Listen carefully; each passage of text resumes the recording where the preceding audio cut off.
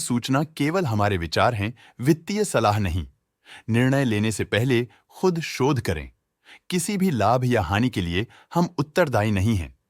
आज हम देख रहे हैं पित्ती इंजीनियरिंग लिमिटेड के 2025-26 Q1 की standalone financial performance. Starting with the sales, पिछले क्वार्टर से सेल्स में -9.5% का डिक्रीज हुआ है, मगर कंपनी ने पिछले साल के मुकाबले 9% का सेल्स इंक्रीज रिपोर्ट किया। Expenses -10.5% quarter on quarter decrease हो गए हैं, जो साल भर के 6% के राइज के साथ अलाइन करता है। एक्सपेंसेस में डिक्रीज अच्छा है, लेकिन सेल्स में डिक्रीज निराशा की बात है। ऑपरेटिंग प्रॉफिट, जो पिछले साल के कंपैरिजन में 24% अप हुआ है, quarter on quarter around -4.5% decrease हुआ है। Operating profit margin OPM annual basis पे 2% से इंक्रीज हुआ है और पिछले क्वार्टर के कंपैरिजन में 1% से इंक्रीज हुआ है। एक्सेप्शनल आइटम्स को ऐड करके अदर इनकम पिछले क्वार्टर के कंपैरिजन में 100% बढ़ गई, बावजूद इसकी ईयरली ग्रोथ 88% हुई है। इंटरेस्ट एक्सपेंसेस पिछले क्वार्टर से 8.5% अप हुआ, लेकिन ईयर ओवर ईयर इंक्रीज 25% हुआ है।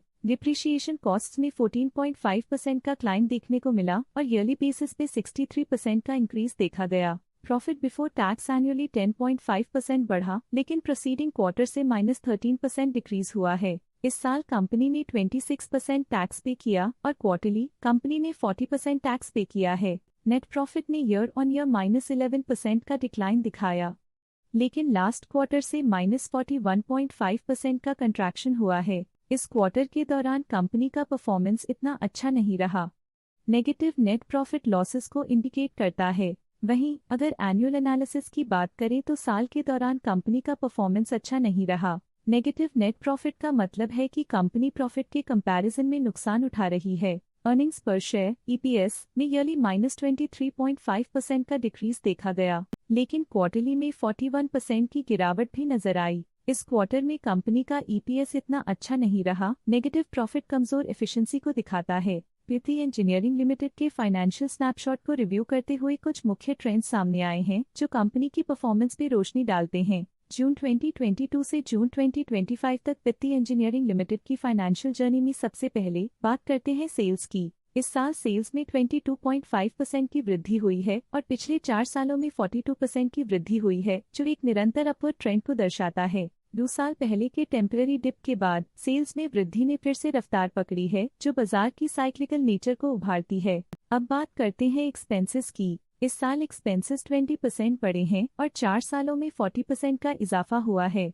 इस साल सेल्स और एक्सपेंसेस एक साथ बढ़ रहे हैं, जो बैलेंस्ड ऑपरेशनल अप्रोच को दर्शाता है। ऑपरेटिंग प्रॉफिट का सफर स्टेडली ऊपर चढ़ रहा है, इस साल 38.5% की बढ़ोतरी के साथ और पिछले 4 सालों में 55% का नोटिसेबल राइज हुआ है। पिछले साल की गिरावट के बाद इस साल ऑपरेटिंग प्रॉफिट में सुधार हुआ है, जो ऑपरेशंस में सफल पलटाव को दर्शाता है। नेट प्रॉफिट का सफर ऊपर की ओर चल पड़ा है, इस साल 10.5% की चढ़ाई के साथ पिछले 4 सालों में 88.5% की शानदार वृद्धि हुई है। पिछले 3 साल से नेट प्रॉफिट लगातार बढ़ रहा है, जो फाइनेंशियल हेल्थ को मजबूती देते हुए इन्वेस्टर्स का ध्यान आकर्षित करता है। इस साल EPS में -32% की कमी के बावजूद लंबी अवधि में देखा जाए तो 16% की मजबूत वृद्धि हुई है। इस साल EPS में कमी आने के बावजूद पिछले सालों की ग्रोथ कंपनी की मजबूत ओवरऑल परफॉर्मेंस को अंडरलाइन करती है। चलिए अब बात करते हैं शेयर होल्डिंग पैटर्न की। पित्ती इंजीनियरिंग की शेयर होल्डिंग रिपोर्ट्स कुछ इस प्रकार की हैं, जो अननोन 2025 के तक चलता है।